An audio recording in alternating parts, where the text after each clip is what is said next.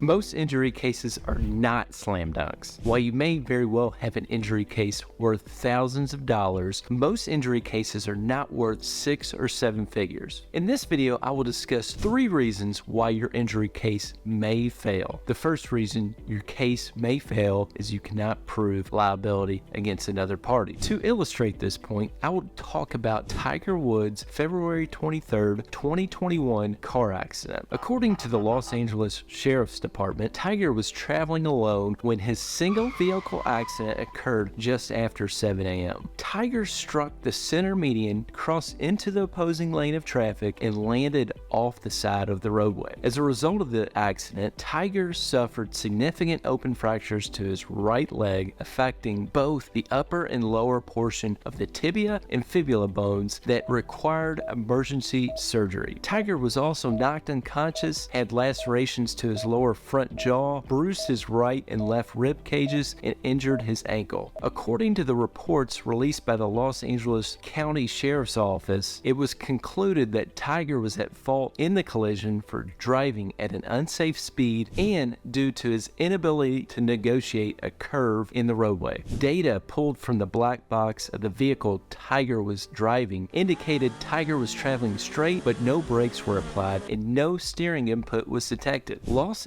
Angeles County Sheriff Sergeant Michael Downing wrote in his report that had Tiger applied his brakes to reduce his speed or steered to correct the direction of travel, he would not have collided with the center median and the collision would not have occurred. You may be thinking, well, isn't it obvious that someone in a single vehicle accident cannot bring a liability claim since no other drivers were involved that you can point your finger at? Well, not necessarily. It is possible to recover damages from a liable party in a single vehicle accident. For example, if Tiger could have proven that the vehicle he was driving was defective in some way, like if the steering system was defective and that defect caused him to crash, he may have had a liability claim against the manufacturer of the vehicle. Another example for a liability claim Tiger may have had is if he could have proven the road where the accident occurred was unreasonably dangerous and that the accident occurred due to the unreasonably dangerous condition of the road. He may have been able to bring a liability claim against the government entity responsible for the roadway. Also, had Tiger had any passengers in his vehicle that were injured, his passengers may have been able to pursue an injury claim against Tiger or his insurance company. Despite Tiger's significant injuries, however, it is very unlikely that Tiger could legally recover any compensation against any at-fault party. There simply appears to be no evidence suggesting that there is any liable party to pursue damages. I am unaware of any circumstances presently, however, in Tiger's case that would have allowed him to bring a liability claim against a negligent party, though, and I was unable to find any information suggesting Tiger obtained any type of settlement for his injuries against any party. At the end of the day, though, your injury claim will fail if you cannot prove another party was liable for your accident.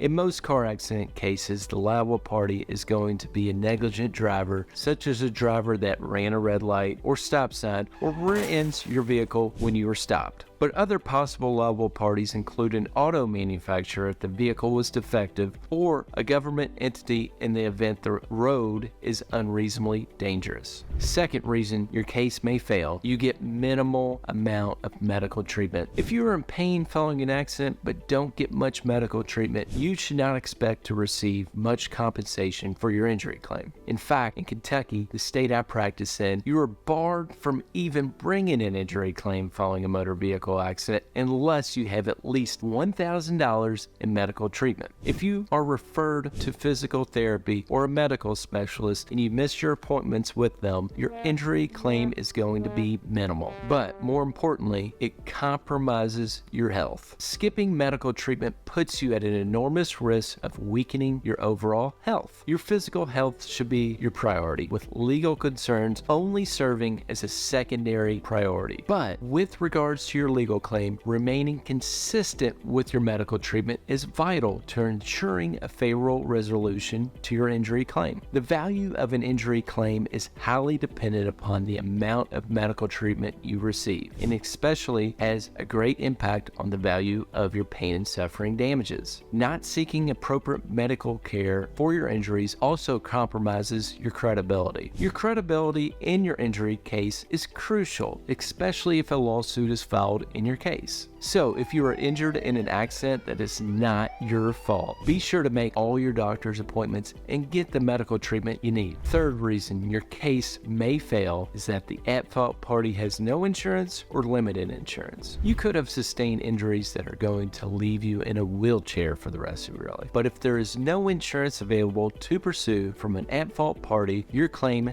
may be worthless. If there is no insurance policy against which to make your injury claim and the at-fault party doesn't have deep pockets, the value of your case is likely zero. If the at-fault party has no insurance and no significant personal assets to pursue, it is very likely the case that the at-fault party is judgment-proof. Thus, even if your case was litigated and you got a judgment against that party, it will likely do you no good because there is no way to enforce the judgment if the party has no insurance and no or limited money or assets to pursue. In car accident cases, the only thing you can do to protect yourself and your loved ones in your vehicle is to purchase uninsured and underinsured motorist coverage on your own automobile insurance policy. Uninsured motorist insurance coverage will protect you and your passengers in your vehicle in the event the at-fault driver has no insurance. Underinsured motorist insurance coverage will protect you and your loved ones if the at-fault driver does not have enough insurance to cover you or your loved ones' damages. The thing is, simply knowing the situations in which your injury claim may fail is good to know. But what if you are able to prove liability against another party, you had to get significant medical treatment, and there is significant insurance available to you for your injury claim? Under those circumstances, you want to get a maximum value settlement. To get a maximum settlement in your case, there are certain strategies you can use to get the most amount possible for your settlement. And in this video here, I'll show you several tips you can use to maximize your injury claim settlement. Lastly, if you've been injured in a car accident, slip or trip and fall incident, or dog bite incident in Kentucky, remember to don't wait, call Tate.